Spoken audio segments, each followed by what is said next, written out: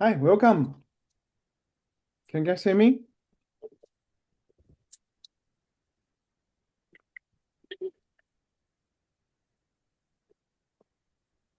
Okay, great. Thank you so much, David.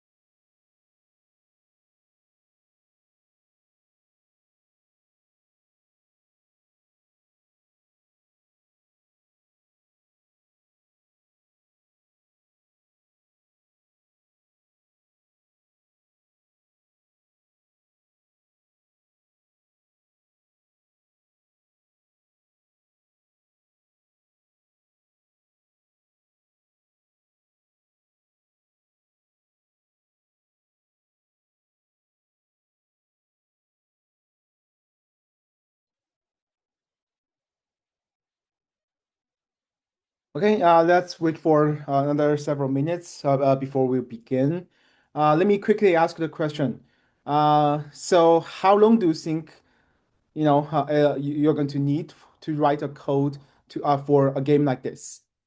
Do you think, you can write a code to, to run a game like this? Like this is the snake, right? Do you think you are be able to, write a code on this?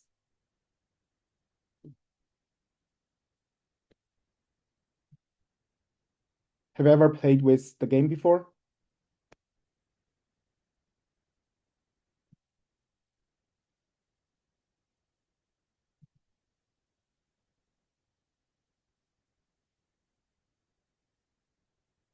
Okay, very good.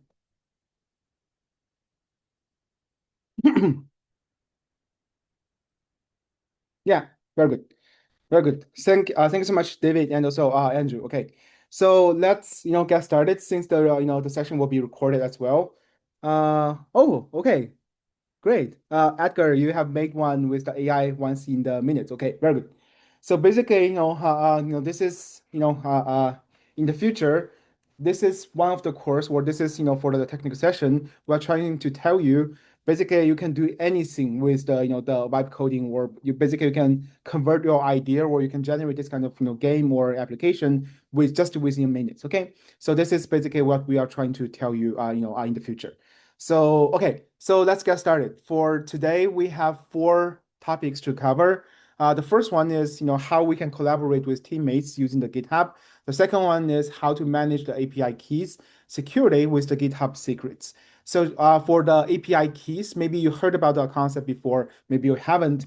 Don't worry about it, okay? So basically, just imagine the API keys are your library card or your Apple gift card, okay?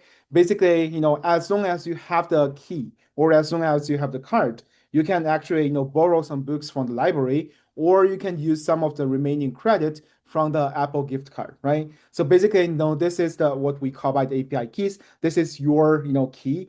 This is like your hotel key. This is like your library card. So, you are going to have some credit in your account, and that's why you cannot share the information with other people, okay? If you share the information with other people, then of course other people can use your credit to buy something else or to borrow the book.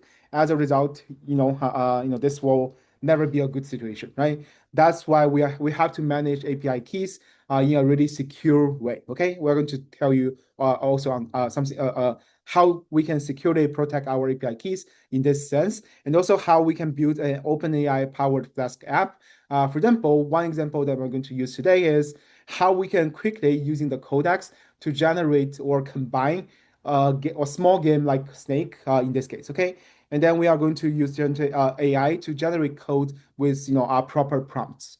So basically, this is the main idea or the main topics for today. So I hope you already have your GitHub account so that we can work on this together. Okay, so okay, let's start from the beginning. Remember last time we introduced what is GitHub. So of course, this will be a good platform you can collaborate with other people, but this is not, a necessity, which means you don't have to use GitHub. Okay, if you try to use it, then you understand how it works. That'll be perfect. This is your online workspace.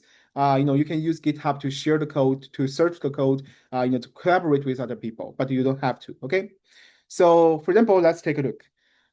Currently, if you already have the GitHub, then on the left-hand side, there will be all kinds of repositories, right? So first of all, I really want to introduce you how we can use GitHub to collaborate with other people, okay? Oh, sorry. So the first section is how we can use GitHub to collaborate with other people, especially you are serious about your product, okay? So for example, in this case, let's try to create a new repository together. This is where we create a new repository, okay? So this is like creating a new folder or creating your new workspace or new project. Just like in the the computer, we are creating a new folder, right? This is what we mean by creating a new repository. So for the repository, let's name it AI Hackathon. AI Hackathon. So this is the folder, I mean the name of my folder. So I'm going to skip the description for now, but for example, in this case, since we want to make it really rigorous and also secure, let's change this configuration to private for now. Okay, let's change the configuration to private for now, and also we are trying to add the README file. So this is how we create a repository. Okay, as a result, this is the created repository that we can see. Okay, so in this interface, how we can collaborate with other people is basically doing the following. So we go to the settings. Under the settings, we have the collaborators, the access collaborators. Okay, so you click on the collaborators. This is the place you sign in with your account, and after you sign in your account, you can invite people as a collaborator in this case. For example, in this case, I can add people. So for example, in the future, when you guys form some groups with other students, with other participants, then basically you know them by name. In this case, you are looking for other people with their GitHub Gmail account or their username on GitHub. Okay, so basically this is something you are going to do in the future. For example, in the future, if all of you register the GitHub with your Cal Poly Pomona account, then here you're going to type in everyone else email so that you can invite all of them to participate in this project. Okay, this is how we can work together. So in this case, I'm going to add, my another, email. So this is, pending invite, and the recipient who received the invitation, you have to click on OK or accept in order to, get involved into this project. This is how easily we can, collaborate with other people. Okay. This is a good way, in the future you learn how to collaborate with other people. So I also include the instructions here. So you can go to the, the repository, you can click on the settings, you can click on the collaborators and also add people. Okay. Basically, this is what you're going to do. And you are going to enter your teammate GitHub user name. Or just like what? Okay. Is there a question? Okay. Oh, sorry. Yeah. So for example, in this case, what we do is we enter teammates GitHub username or the email, and they're going to receive an invitation email. They must accept to gain the access. Once accepted, they can, push changes. Okay. Basically, this is something we can do. And of course, for the collaboration workflow, in GitHub, we have two most important, sorry, we have several really important changes. So I'm going to introduce this part later using the code space, but basically we have the pool. The pool means, in this case, we can, after we create some code, we can, put all the code to our local or to your account. So basically you can, copy and paste, it's similar to copy and paste all the accounts, all the information, all the files in this, in this repository to your own account. Okay. This is basically, try to replicate, all the results so that you can work on your own. And then after you make some changes, you are going to commit and also push your changes to GitHub. So this is pushing back what you have, changed or what you have improved back into this, main account. Okay. So basically this is how we collaborate in the future. So I'm going to, introduce this, with the code space example later. Okay. And of course, we just try to avoid any potential conflicts. So the best practice is always put before starting the work and then communicate with our teammates about the files, what kind of changes you want to do, how long does it take. And also you have to work on different files when possible. And then eventually you have to commit and also push frequently, which means maybe on an hourly basis or on a daily basis, you have to, commit and then push all the changes. Otherwise, it will be taking too long. Okay. So basically, this is how we can collaborate with the GitHub. So as a quick introduction, okay? So the second part is how we can manage the secrets securely, which are the API in these cases, okay? So again, just imagine the API keys. This is like your own library card. This is like your own, Apple gift card, okay? You're going to have some credits. You're going to have, you are able to use some of the functionality or resources from for example, the library, or in the Apple Card situation, you have some credits to make some potential purchases, right? That's why you should never share those information to other people without acknowledgement, right? Because if you do, then other people may borrow the books on your behalf without you knowing it, and also other people may also use your Apple credits to make some purchases, right? That's why you cannot share these kind of information publicly. This is not safe. But I trust you guys, but I trust you guys, so I'm going to show you how this can be done. For example, one of the service provided by OpenAI is, especially since we have the OpenAI account by, already purchased by the CSU system. So we have some actually available credits to purchase or to use in this case, okay? So if you search for the OpenAI API and, you click on this link, so, and of course, log into the API platform, then basically, this is what we are going to see.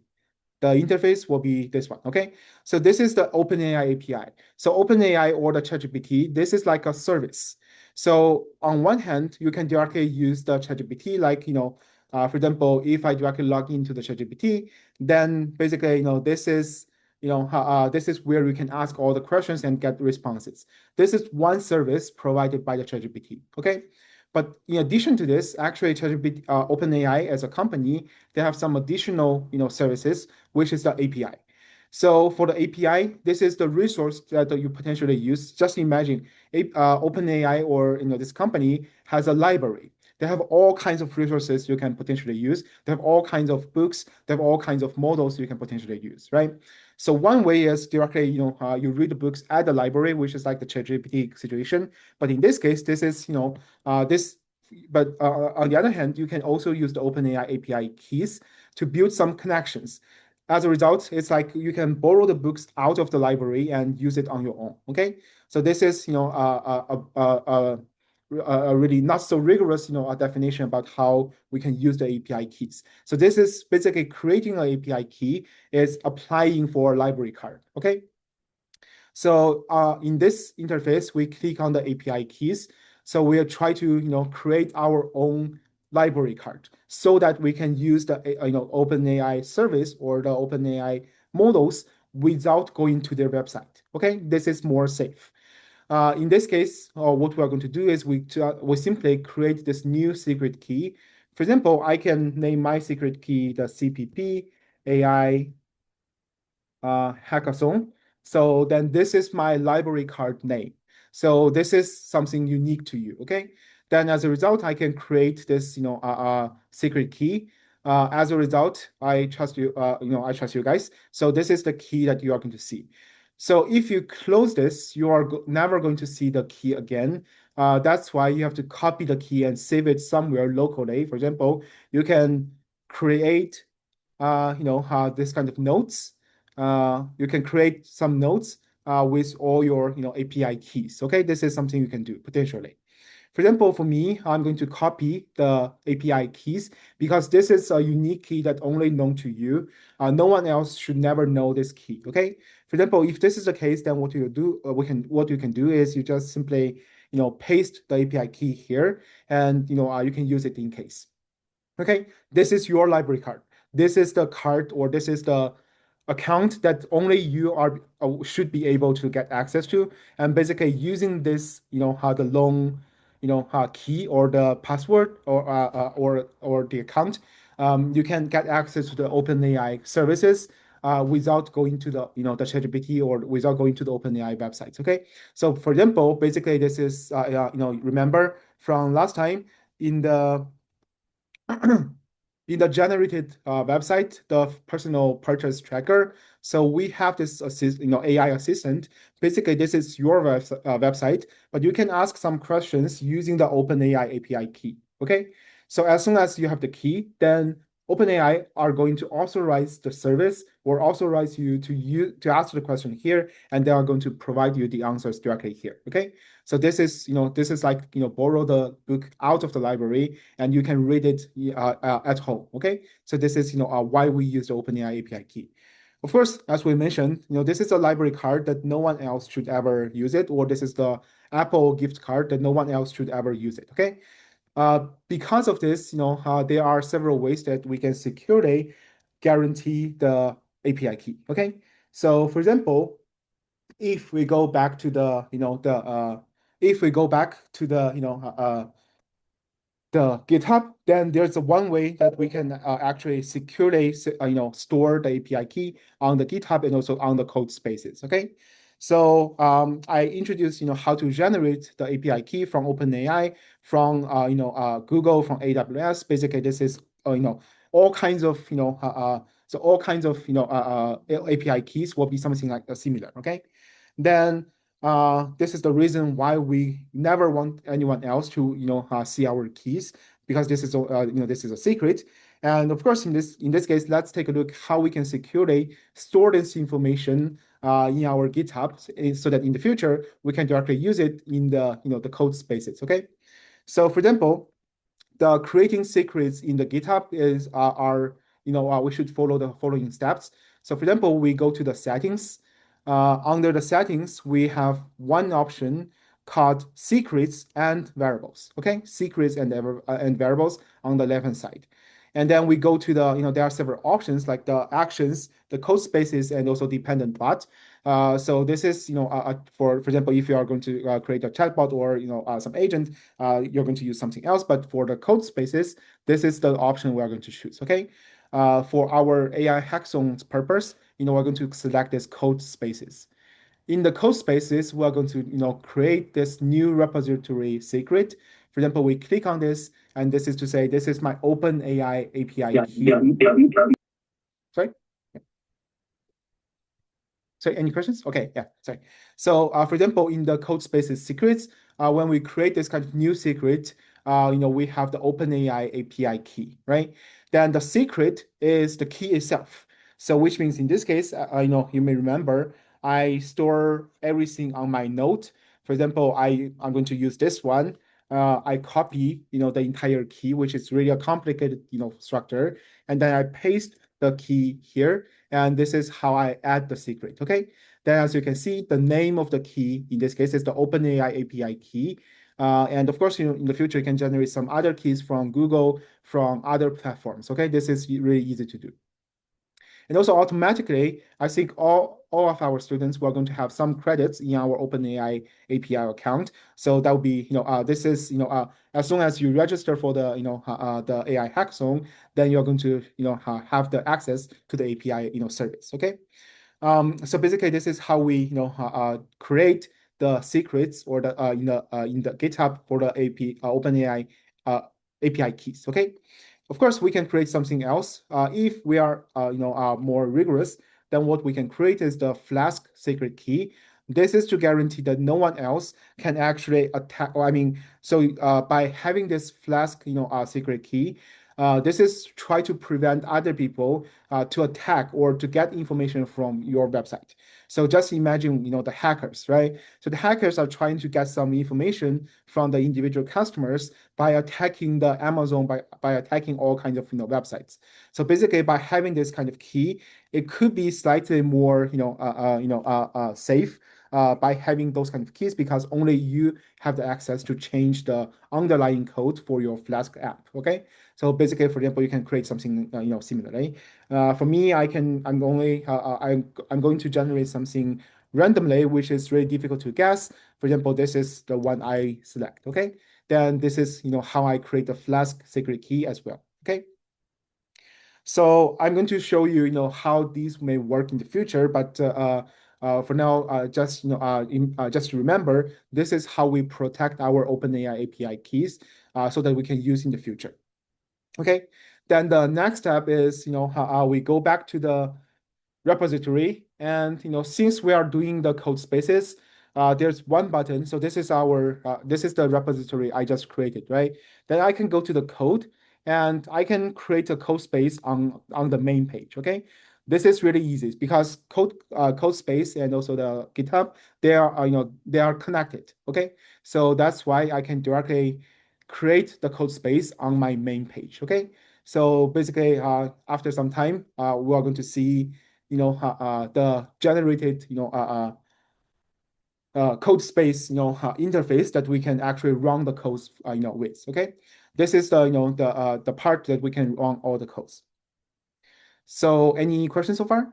How we can collaborate with other people using the GitHub, and also how we can create and also store our API keys. Is there any questions so far?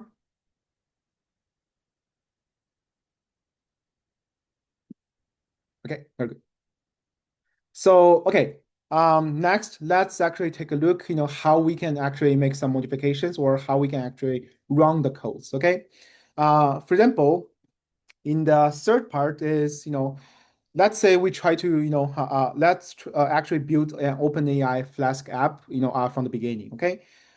So in this case, our goal is try to, create this kind of AI chat web app.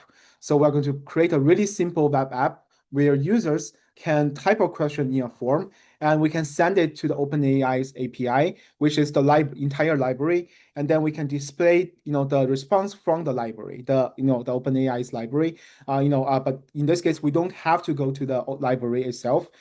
We can, stay at home and we can ask a question. We can get access to all the, resources in the library. Okay, that's why we're going to do this. For example, we can open the terminal in the code spaces. We can install all the dependency, and then we can eventually run the app after we have the app, right? So, for example, I'm going to also show how to use codecs to generate something really simple, or to how to create this kind of codes. Okay, so for example, this is the the application version of the codex. I believe for all the students who registered, you're going to have the access to the codex, because this is additional service we provide to you. Okay, so this is the interface for the codex. If I click on new threads, basically this is a new chat, right? Then of course I have some options. The first one is build a classic snake game in this repo, right? So for example, if this is something I wanted to do, I can directly click it, then it will generate a really structured prompt in this case. As a result, if I click on, yes, or if I send the request, eventually, the codex is going to generate all the code and also all the framework for me. Okay. So basically, as you can see, it's exploring one files and it's doing it's making changes to all the files when we speak. So basically, it takes several minutes, but after several minutes, they're going to generate all the app snack py.py file and all the files I need in order to generate this kind of in order to generate this kind of app. Okay, so basically, this is the process you're going to use for your purpose. When you have the actual challenge questions, or when you think about some independent business questions challenge, then basically you think about, given the challenge, given the problem, how you can design a solution that can solve this kind of problem or solve this kind of challenge, right? For example, in this case, basically you have a story, you have a challenge, and then you guys get together as a group and you discuss, for example, this is something we can do. This is whether there's something else we need, or eventually what kind of solution we try to build, right? It can be an inventory management system. It can be a parking lot assignment system. It can be a parking lot reservation system. So basically, it can be anything, right? So as long as you clearly think about what are the main what are the main features you hope to have, and what kind of constraints you should have, what kind of restrictions you should have. So basically, what are the user stories, what are the functions you should include. Then basically you write down everything like this, just in plain words, and you ask the codex or ChatGPT to generate the Python code for you. Okay, so basically this will be the process for you to convert your idea to a Python code. Then after you have the Python code, next step, we are going to implement all the Python code or all the generated files to the codex, or sorry, to the the code space or other platforms, such that we can eventually run the platforms such as this one. Okay. As you can see, it's already generating all the files for me, so which is really nice. Okay. So what I should do is, I go to my local computer, and these are the files I need, these are all the files I need to create a website like this. Okay. So then simply what we can do is we go back to the code spaces. So this is the interface we have, right? Then the only thing we need to do is we directly drag all the files. So we directly drag, let me change to my mouse. So what we are going to do is we directly, select all the files, and we drag all the way down to here under the Explorer. Then, basically everything will be in my, AI Hackathon, repository already. Okay. So as we can see here, so after we implement all the files into my code spaces, this is where we can go back to the previous part for the GitHub. So how we can push all the how we can commit and also push all the changes to the GitHub in this case, right? So for example, in the current interface, I'm going to this section. This is the source control. This is the version control, and this is the source control. So we click on the source control, and we select all the all the changes. So for example, these are all the changes I wanted to make, and then eventually I click on this commit. For example, I can directly say commit and sync. Then you have to say, for example, I made some changes to app snake file and readme file. For example, you have to leave a note to your teammates just in case in the future they can understand what kind of changes you have made, right? And after you left these kind of notes, you click on the commit, then eventually the action will pull and push all the commits from and to the original main repository file. Okay. Then if we click on OK, then after some time, we are going to see. So after some time, we're going to see all the updated files here. Okay. I just refreshed my AI Hackathon repository. And as you see, all the files I just uploaded to the code spaces are currently under the GitHub, right?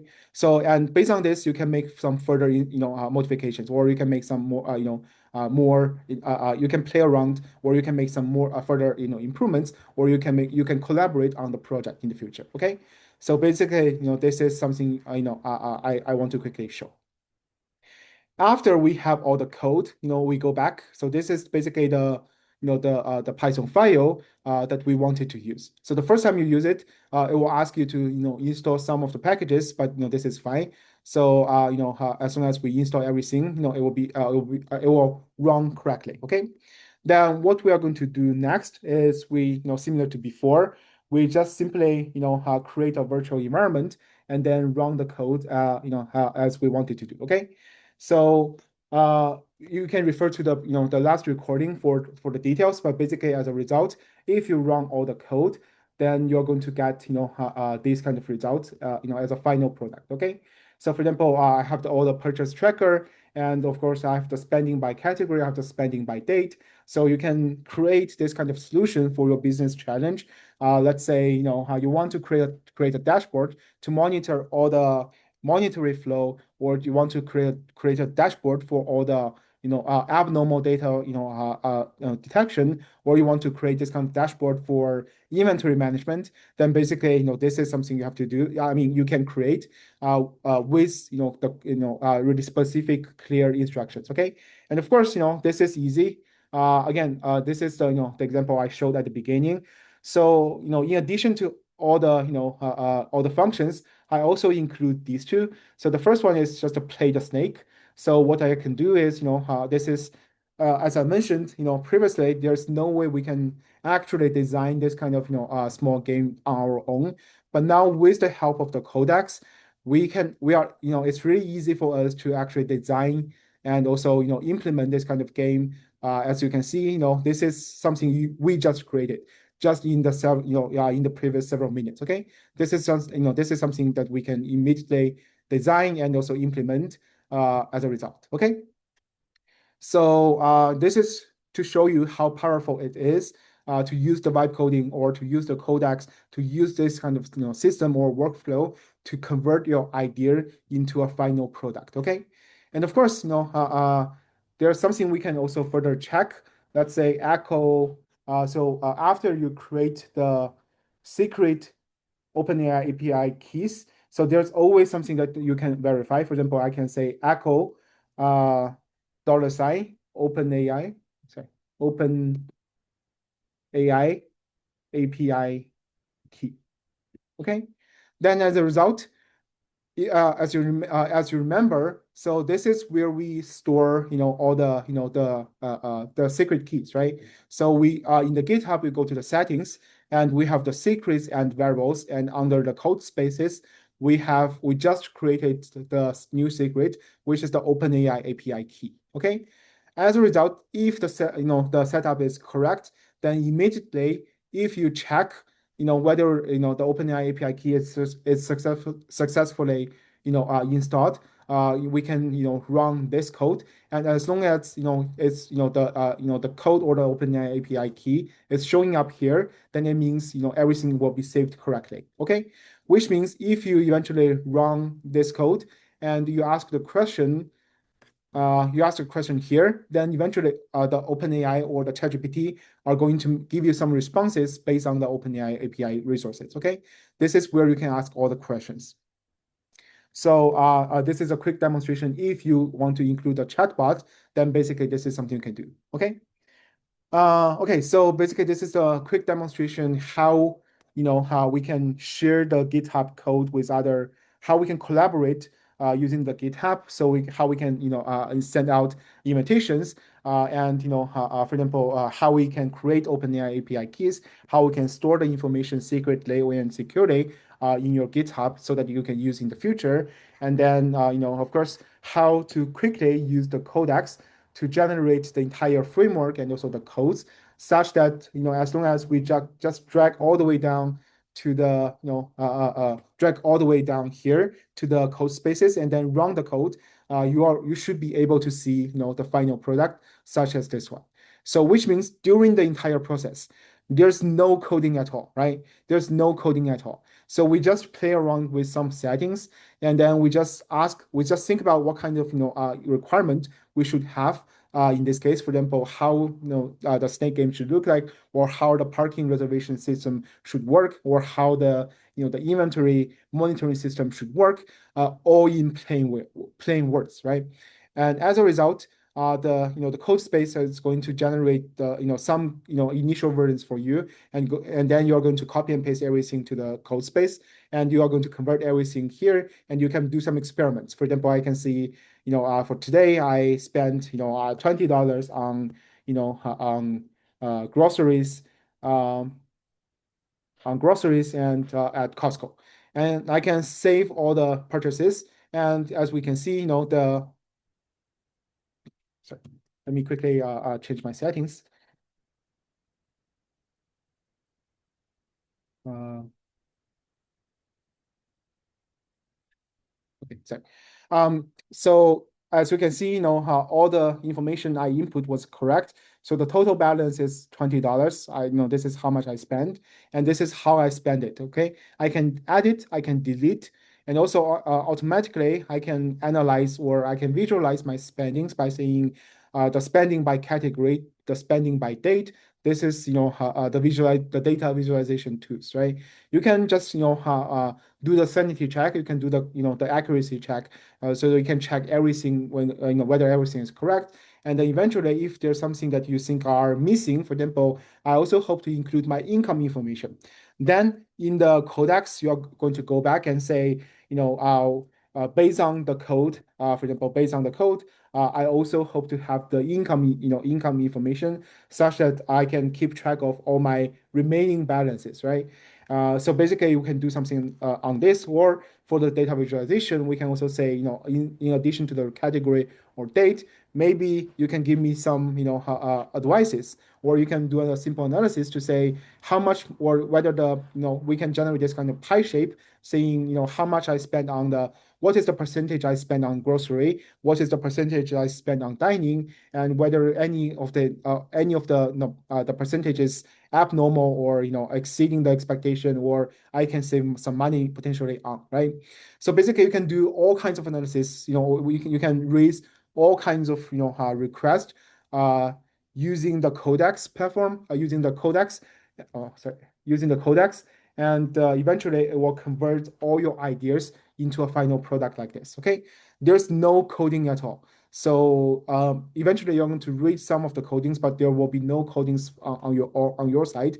So the only thing you need to do is you think about the business challenge, you think about the solutions, and you convert everything using the Codex or ChatGPT. And as a result, you are going to generate this kind of final solutions. Okay, and of course you have to test. You have to think about whether the current solution is good or not, and if not, how you can make further modifications. Okay. So this is a quick, introduction for all we need to know for today. And the last part is, when we try to, the last part is a slight heads up for next time. So eventually, we're going to use Codex or Gemini or ChatGPT or any generative AI tools to generate all the codes, right? So first of all, why we use AI to generate code, from the beginning.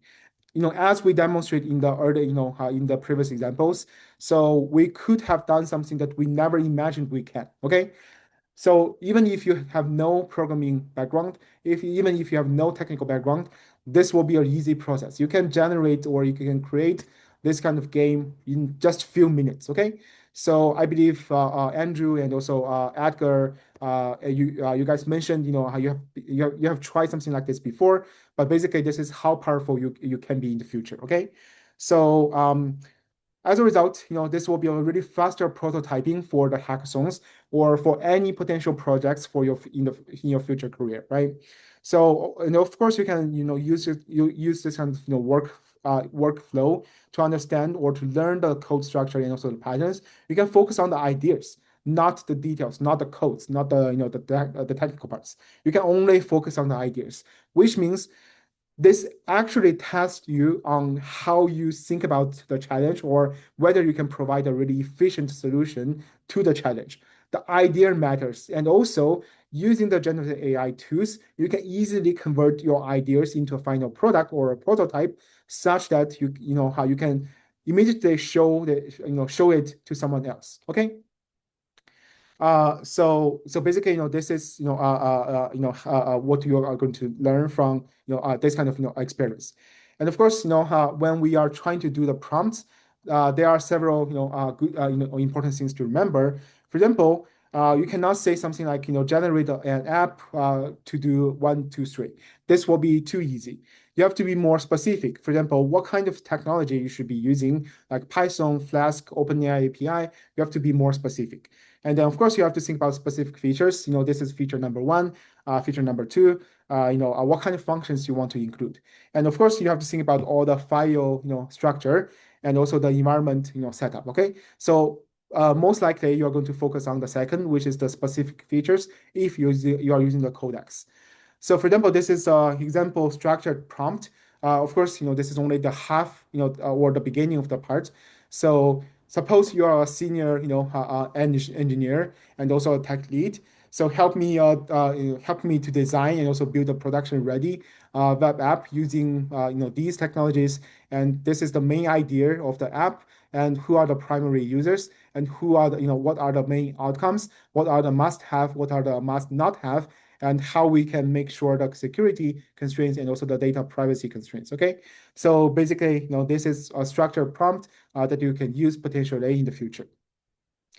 So always test the code before using it, which means you have to whenever you make some changes, you have to make sure all the changes are correct. You have to make sure all the changes or the recent updates won't destroy the previous results. Okay, and you have to read and also understand what the code does from a really high level, and then you have to make some modifications to fit your specific needs. Okay, and of course you can always ask AI to explain all the unclear parts in the code.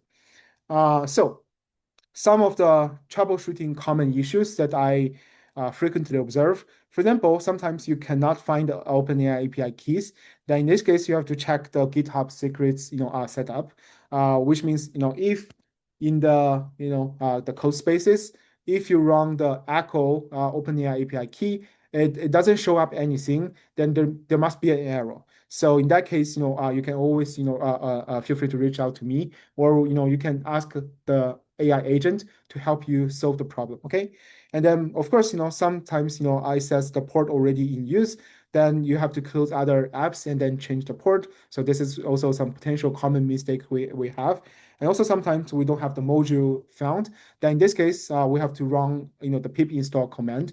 For example, let me quickly show you the example here. For example, this is the first time I opened the, this specific repository. If I directly say, Python app.snake.py, I want to run this Python, file, then as you can see, it will give me an error saying no module named Flask is already is installed yet. Okay, so in this case, what I'm going to do is the pip install Flask in this case. Okay, so as a result, as you can see, it's downloading, it's collecting, it's successfully installed. Right now, I can with more confidence, I can run the code. Okay, so basically, this is something you're going to see in the near future. So now it's more like a hands-on experience time. I hope you have the computer by your hand. Then in this case, you can actually add some collaborators to your repo. You can create a repo first, and then add some collaborators. You can create a GitHub secret key with your OpenAI API key. You can create some files, as we discussed, using the codex, and then you can run the app in the code spaces. Okay. Basically, I hope this is the exercise you can do in the future. So the main takeaway. So the GitHub enables, really efficient teamwork collaboration. So for the API keys, imagine this is the, the Apple gift card or the library card. No one else should ever see it because otherwise they're going to use it. Okay. So in this case, we should always keep it as a secret in the GitHub. Okay. This is easy to do. And of course, in this case, I showed how powerful it can be using the codecs to generate the code. As a result, you can use the Flask, OpenAI, Python, and also some other technologies to create a really powerful AI apps or the AI dashboard or this kind of AI website or the solution to the the AI hackathon challenge, right? So basically, this is something we can do. These are the helpful resources you can potentially refer to. But more importantly, we are going to set up some additional Q&A sessions over the weekend. So through the during the preparation stage, feel free to reach out to me whenever you have any difficulties. So it will be really easy to do. So there's a question from the Dr. Yufan Lin. So will the API credits be loaded into the participants' OpenAI platform API usage when AI hackathon starts? So the last time I tried, let me quickly show this. So for example, the last time I tried, this is actually using my Calpoli Pomona, account. And I believe currently, as long as you log in, the data usage will be, I mean, the February budget for me will be $10.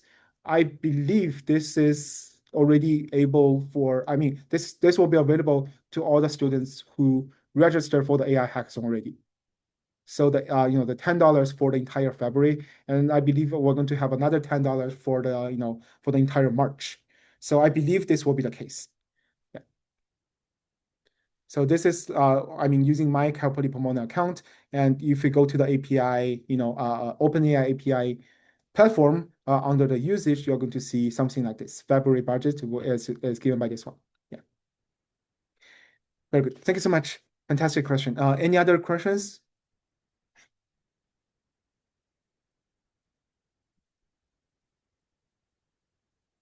By the way, so all the recordings will be available on Canvas. So let me quickly do this. So all the recordings will be available here. So I know for many of you who are really new to GitHub or any new to the codecs or code spaces or any of the technology or even programming itself, don't worry. So as we can see from last time and also this time, there will be no coding needed. I'm not writing any line of the code. So as long as you think about the question, you give specific questions or instructions to the codecs, it will generate all the code for you, and you can easily drag all the way down all the files generated to the code space or other platforms, and then the only thing you need to do is to run the Python file, and as a result you're going to get the result you're going to get some results like this. Okay, this is a really easy prototype, and all the recordings will be available on our Canvas page. So if you go to the cultural media, last time's recording is already available here, and also you can and also you can find the recording here, yeah, the video recording.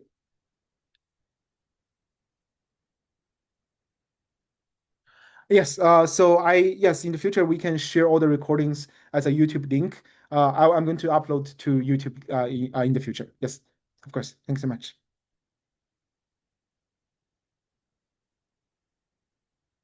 Okay. So if you have any questions, feel free to stay. So the remaining 15 minutes will be the Q&A session. If not, I hope you enjoy the rest of the week and hope to see you next week. Thank you so much for attending.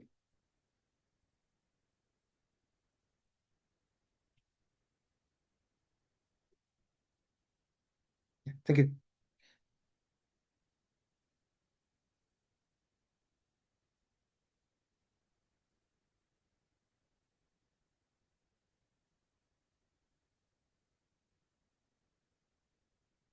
Okay, thank you so much. Of course. Thank you.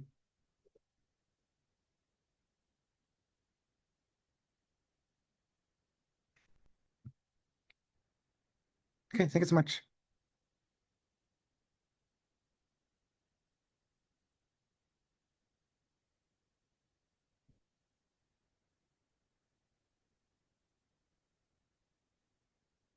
Okay, Tina, do you have specific questions?